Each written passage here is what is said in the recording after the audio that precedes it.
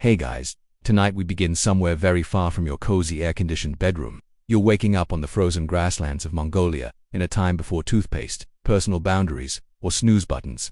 The Mongol Empire is stirring, and you're right in the middle of it. You're wrapped in a blanket that smells like fermented goat dreams. Your face is half numb from the wind, and your alarm clock this morning. It's a horse snorting in your face. And no, he doesn't care about your feelings. Honestly, you wouldn't last a day here. But it's cute that you're trying, so before you get comfortable, take a moment to like the video and subscribe, but only if you genuinely enjoy what I do here. And hey, while you're at it, tell me in the comments where you're tuning in from and what time it is for you. Now, dim the lights, maybe turn on a fan for that soft background hum, and let's ease into tonight's journey together. You blink into the pre-dawn darkness, already regretting your life choices. Your boots are frozen, your nose hairs feel like tiny icicles, and somewhere to your left, something shifts heavily. It's your horse again. Congratulations. He's your mattress, your bodyguard, and if things go poorly later, your emergency ration. Personal spaces for people who don't share a sleeping bag with their transportation without a word. The camp around you dissolves like mist. Riders drift away into the half-light. No roll call, no morning briefing, just the soft clatter of hooves fading into the distance. You scramble to your feet, your joints cracking like overused saddle leather. A boy rides past, barely 10 years old, already more warrior than you'll ever be with a bow, longer than his body, and a yawn that suggests this is all very routine. His saddle is older than your family tree. His horse doesn't wait for him. To finish yawning, you chew on something that might once have been meat. It's hard, dry, and unapologetic. If your jaw wasn't strong before, it'll be by lunchtime. Assuming, of course, you make it to lunchtime. Your horse looks at you the way baristas look at complicated coffee orders, tired, unimpressed, and faintly hostile. You swing yourself into the saddle. There are no stirrups, no warm-up stretches, and absolutely no deep-breathing mindfulness moments. You ride. Because here, if you're not riding, you're just part of the landscape. And landscapes don't complain when they freeze to death. The first blast of wind hits like unpaid taxes. Sharp, relentless, and indifferent to your excuses. This isn't the cute poetic wind from Instagram quotes. This is the kind of wind that strips the moisture from your eyeballs and makes your cheeks feel like beef jerky left in the sun too long. 3 ridges later, your face is entirely numb. You could be smiling or sobbing. No one would know, and frankly, no one would care. This is the step. It doesn't do feelings. The only thing softer than the wind is the ground you'll hit if you fall off. Spoiler, it's still pretty hard. And here's your first historical fun fact of the night. Mongol riders often carried multiple horses and switched between them to avoid exhausting any one animal. Today alone, by noon, you'll swap horses twice. Not because your comfort is irrelevant, but because the horse needs a break. If your horse collapses, you'll be expected to carry your own gear. Balance, they call it. Brutal, practical balance. Your body is beginning to understand something. Your mind still resists. The saddle is your home now. You urinate from horseback. You eat from horseback. You will eventually fight from horseback if you fall off. Well, that's called natural selection. The sun rises reluctantly, spilling weak light over an endless, featureless sea of grass. There are no roads here, no signposts, no GPS rerouting. Just the instinct of your fellow riders, and a horizon so far away it looks like a rumor. You ride into that horizon because everyone else does. Because in the Mongol Empire, walking is for prisoners, and you are not a prisoner. Not yet. By mid-morning, the wind has gnawed through your resolve. Your hands are stiff, your thighs ache, and your stomach is beginning to ask awkward questions about breakfast. But there is no pause, no campfire, no omelette station. You chew another piece of dried meat. This one fights back like an angry wallet. You consider crying, but your tears freeze before they fall. And while we're on the topic of discomfort, let me drop you a little-known tidbit. Mongols were some of the earliest adopters of lamella armor for their horses, not just themselves. That's right, the horses wore armor before it was mainstream. So while you're shivering under layers of crusty wool, your horse is strutting around like an armored SUV. Some historians still argue over how much coordination it took to manage these mobile armored units without the use of radios or flags. Personally, I think it was a combination of sheer discipline and the kind of silent teamwork that only comes from knowing your life depends on it. Meanwhile, the sky darkens not from clouds but from the sheer endlessness of the day ahead. You've already lost track of time. Nobody's checking a clock. You'll ride until you stop or until you can't. Those are your only options. The Empire doesn't measure life in hours. It measures it in distances covered and enemies outlasted. The second horse switch happens faster. You barely have time to dismount, stretch your legs which scream in protest, and climb onto the next mount before the caravan is moving again. No one congratulates you, no one even looks. Falling behind is your problem. Another gust of wind cuts across your face, like an unpaid loan shark. The only thing protecting you is a layer of dried sweat and whatever scraps of fur you remembered to wear this morning. If you didn't remember, well, the wolves will thank you later. Still, the horizon waits, and so do you. Not because you want to, but because no one survives alone out here, and survival, not comfort, is the only currency that matters. You wake before dawn, though calling it waking is generous. You were never really asleep, just resting your bones beside the steady warmth of your horse's flank, listening to the endless whisper of wind and distant howls. Your joints protest as you sit up, your breath fogging in the frigid air. Morning in the Mongol Empire doesn't ease you into the day.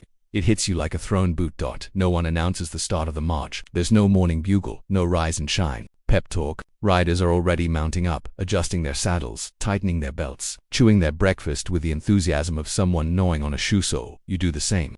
There's no other choice. Breakfast is exactly as inviting as yesterday. Another leather sack of arag, still fizzy, still questionable. You take a swig, it burns going down, reminding you once again that your digestive system is an unwilling participant in this historical reenactment. As for food, more dried mutton. If it were any tougher, you'd need a chisel. There's also a surprise today, a lump of hard cheese that doubles as a bludgeoning weapon. You gnaw on it until your jaw feels like it's done a full CrossFit session. Someone nearby sneezes, wiping their nose on the same sleeve they used to sharpen their knife. Hygiene here is minimalist. And speaking of hygiene, let's dispel a little myth. Mongols didn't bathe often. True, but they also weren't filthy by accident. Water was too precious to waste on baths. Instead, they used ash, sand, and occasionally animal fat as improvised cleansers. It wasn't about smelling good. It was about not freezing to death with wet skin. Some historians argue whether they truly despised bathing or simply prioritized survival over comfort. What's clear is that anyone showing up freshly perfumed would have been treated with deep suspicion. Possibly killed, possibly recruited as bait for wolves. Your hands are cracked and filthy, your nails more like claws than anything else. Your hair hasn't seen water in months, but it's neatly tied beneath your cap. Appearance still matters, just not the clean kind, the functional, windproof, lice-accommodating kind. And yes, lice are your constant companions now. You've stopped being surprised when one crawls across your sleeve during a meal. Some evenings, riders sit by the fire and flick lice into the flames, watching them sizzle with quiet satisfaction. If that sounds gross, congratulations, you're still soft. The caravan moves out, no route is announced. You ride in the general direction of conquest, hunger, and whatever poor soul is unfortunate enough to be on today's itinerary. The landscape stretches endlessly in every direction, an ocean of grass that could swallow armies whole without blinking. The wind cuts sideways, today, not the decorative kind of wind that flutters your hair romantically. No, this is wind with a personal grudge. It tears through your clothing, strips the moisture from your mouth, and makes you question every decision that led you here. Your horse presses forward without complaint. You wish you could say the same. Here's your weird historical nugget for the day. Mongol horses were known for their endurance and their ability to survive on minimal food. They could graze on frozen grass, drink ice-melt water, and still carry a rider for miles. These weren't pampered parade ponies. They were furry, four-legged survival machines. Some chronicles even claim they could be milked, slaughtered, and eaten by their riders if times got truly desperate. Scholars still debate whether this versatility was due more to breeding or brutal necessity. Probably both. Either way, your horse is doing a better job at surviving than you are. By midday, your face is numb, your legs are sore, and your stomach is wondering when it accidentally signed up for this. You've switched horses again. You don't get attached. Horses are tools here, not pets. If your mount falters, you swap it out and keep going. Compassion comes second. Survival comes first. And still, the horizon stretches on.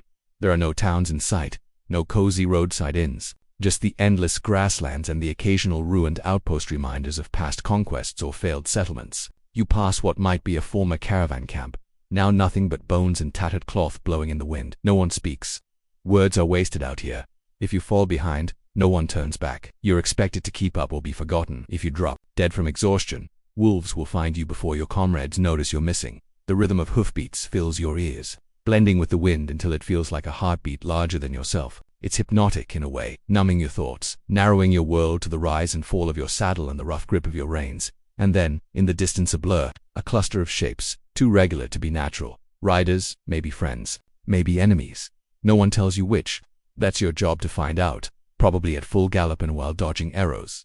The captain raises a hand, and just like that, the entire column shifts formation without a word. You fall into place, nerves jangling but fingers steady on your bow. There's a strange calm in this moment, between the thunder of hooves and the storm of battle. The wind hums through your layers of wool and leather. Your horse breathes steadily beneath you, and for a brief second, you're part of something vast and unstoppable. And then someone shouts and you ride hard, fast, unrelenting. The steppe stretches out before you, and for the first time today, you stop feeling like a visitor and start feeling like a storm. It's terrifying and exhilarating, and somewhere The riders ahead are about to learn the difference between seeing a Mongol army on the horizon and trying to survive one, but that's a lesson for later. For now, you tighten your grip, lean into the wind, and charge. Morning again, but not the golden, peaceful morning you might imagine. No, this one arrives with a burst of cold air through the cracks in the wall, a sore neck, and the unmistakable thump of a chicken hopping onto someone's face. You sit up groggily, surrounded by a tangle of limbs, blankets, and a cousin, who somehow ended up sleeping sideways. And then you hear it. Church bells. Again. Because today isn't just any day. It's Sunday. And that changes everything. Into the medieval world, the church is not just religion. It's the calendar, the law, the news channel, the social media feed, and your one reliable excuse to stop working for a day. Sundays are sacred, literally. You're not allowed to plow, sow, shear, or even knead dough. Though, let's be honest, most folks found sneaky ways around that if the priest wasn't looking. You splash your face with cold water from the basin, rub the sleep from your eyes, and put on your best tunic, meaning the one with only 2 patches instead of 5. Cleanish, sort of. Then you walk, everyone does, down the dusty path to the parish church. It's not a grand cathedral. It's small, often made of stone or even wood, maybe leaning a little. The inside smells like incense and damp earth. Candles flicker. The altar is simple. The priest? A familiar face, maybe grumpy, maybe kind, always slightly mysterious. Mass is in Latin. You don't speak Latin, almost no one does, but that doesn't matter. The ritual is familiar. You stand, kneel, mumble prayers you've learned by sound, not meaning. You watch the priest's gestures carefully, crossing yourself when he does, bowing when appropriate. And here's a curious fact. You probably believe that simply seeing the host, the consecrated bread, is enough to bless your week. You don't actually take communion most of the time. That's for special occasions, but witnessing it? That counts. There's music too. Not choirs like you're imagining, but plainchant, long, droning, hypnotic. It echoes through the nave. Like wind through a cave. You don't understand the words, but it doesn't matter. The sound alone feels holy. Or at the very least, it helps you stay awake. Sort of. And here's something they never tell you. People talked during church. Whispered. Passed babies around, giggled, picked at their nails. You weren't always on your best behavior. Church was serious, yes, but it was also social. A chance to see everyone in one place. A time to exchange news, to flirt. To stare at your crush for 2 solid hours under the guise of piety. After Mass, you step outside, blinking into the sun. Bells still echo behind you, and the square is buzzing. This is when announcements are made. Marriages, births, deaths, disputes. Someone's pig got loose again. Someone else is accused of stealing wool. A traveling friar stands on a barrel, shouting about sin and penance and the need to donate to the construction of a new chapel. He says it'll have stained glass. No one believes him. And then the real fun starts, because Sunday is also market day. Vendors open carts and tents. There's fresh bread, salted fish, ale, turnips, dried herbs, and, if you're lucky, a rare piece of fruit. Apples are a treat. Oranges? Exotic, expensive, probably reserved for the Lord's table. But someone's selling ribbons. Someone else has carved wooden toys. And there in the corner, an old woman is offering miracle potions that smell suspiciously like vinegar and mint. You browse, you barter. You trade gossip more than goods, and just when you're settling into the rhythm of the day, someone starts playing a hurdy-gurdy. Yes, that's a real thing. It's like a mechanical violin played with a crank. And it's as strange as it sounds. But it draws a crowd. Soon someone's drumming on a pot. Kids are dancing, old folks are clapping. And someone breaks into a bawdy ballad about a monk, a duck, and a tavern maid. The priest glares. No one stops. This is joy. Raw, raucous, necessary. And that's the strange truth of the Middle Ages. For all the misery, the fear, the back-breaking work, people laughed. They celebrated. They found time in between the shadows for music, movement, and mischief. Even the nobility sometimes mingled on days like this, though at a safe distance. You might glimpse a knight squire showing off, or a noblewoman, on horseback, her gown glittering, her gaze aloof. You watch her ride by, wondering what her life must be like. You imagine silk sheets and roasted pheasant, not realizing she's probably wondering what your life is like. Simple, free of court politics, unburdened by marriage alliances and embroidery needles. Perspective, huh? And just when you think the day might pass without incident, you spot something unusual, a stranger, cloaked, standing near the edge of the square, watching. You can't tell if it's a pilgrim, a merchant, or something else, but their gaze is sharp, not threatening, just observant, like they know something you don't. You blink and they're gone. You ask someone nearby, "Did you see the traveler in the red hood?" They shake their head. "No one like that came through here today." Weird. But there's no time to dwell. The sun is lowering again, and Sunday or not, there are still animals to feed, fires to rekindle, and cloaks to mend before Monday arrives like a bucket of cold water to the face. You walk home slowly, belly full of stew and barley ale, head spinning with song, story, and the faint image of that red cloak. Tomorrow will be hard. But tonight you'll dream in Latin. By now the village is fully awake. Smoke rises from crooked chimneys, roosters strut like they own the place, and the smell of baking bread mingles with the not-so-gentle aroma of manure and wet wool. You step into it all, adjusting your tunic, and wondering if today's the day your left boot finally falls apart completely. Welcome to the daily grind of medieval life.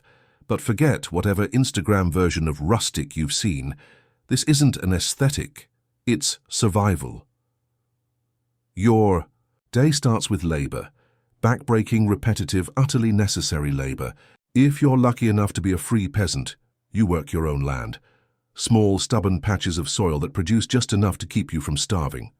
If you're less lucky, you're a serf, which means part of everything you grow or make goes straight to the lord of the manor. Rent in wheat, taxes in eggs. You're basically paying your landlord in omelettes. And then there's corvée labor, those extra days where you're required to work the lord's fields instead of your own. Imagine having to mow your boss's lawn before you're allowed to mow your own, and if you don't, there are fines, or worse. So you start with a hoe in your hand, or a scythe, or a heavy yoke strapped across your shoulders, carrying water or bundles of wood. Your hands are already calloused. Your back? It gave up complaining months ago, and if you're wondering how you get anything done with that many aches and no espresso, here's the secret. You take naps. Yes, really. Short ones. In the field, in the shade, even sitting upright on a hay cart. Midday rest was built into the rhythm of things. Not because medieval life was easy, but because it was exhausting. Also, your day isn't structured into 9 to 5. Instead, it flows with the sunlight. You work from dawn until dusk, but not in a single marathon. There are pauses. You stop to sharpen tools. You chat with neighbors. You scratch at the flea bites crawling along your calves. It's a slower urgency, if that makes sense. Oh, and you're not alone. Children work too. A 6-year-old might be out chasing crows from the fields with a rattle. An 8-year-old might be helping to thatch roofs. Childhood, as you know, it hasn't been invented yet. You're small? Good. That means you can reach into places adults can't. Welcome to the team. And here's a weird detail. Left-handedness was discouraged. If you show signs of being a lefty, someone will probably tie your hand or correct you. The left was the sinister side, literally. The word sinister comes from Latin for left. So if you instinctively hold your rake wrong, don't, just smile and nod. Sometime mid-morning the bell rings again. Not for prayer this time, but to mark meal break. You gather with others under a tree or beside the field, unwrap a piece of rough bread. Maybe some cheese if you're lucky. If it's a feast day, there might even be sausage. If not, turnips. Again. And here's the fun part. People shared meals. Communally passing food around, talking, arguing, laughing. There's a lot of singing. Someone might have a bone flute or a rebec, think early violin, and play a tune while the others chew. Life was hard, but the joy was loud when it came. But of course, joy didn't protect you from the worst parts of the day. The punishments, for one. Justice was immediate, public, and theatrical. A late worker might be tied to a post for public shaming. A thief could lose a hand, gossip too much, and you might be forced to wear a scold's bridle, an iron cage around your head with a metal tongue to suppress your own.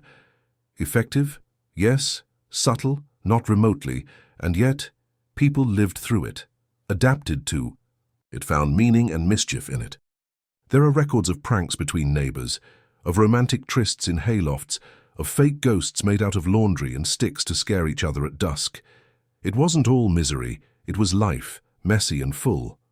Also, medieval people were a little superstitious about work. You might refuse to plant on certain days because they were unlucky.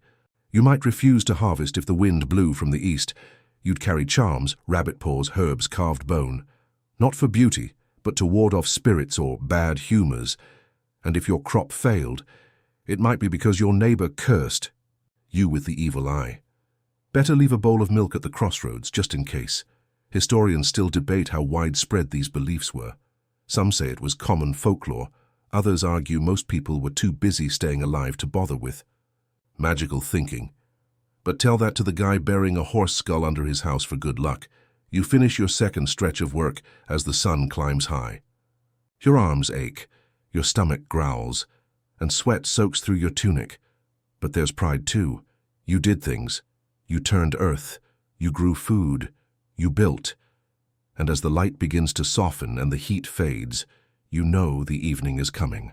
And with it a little peace, maybe. But for now someone calls your name, the chickens are out again, and one's trying to peck at the laundry. You sigh, pick up a stick, and chase them back to the coop. The day isn't over yet.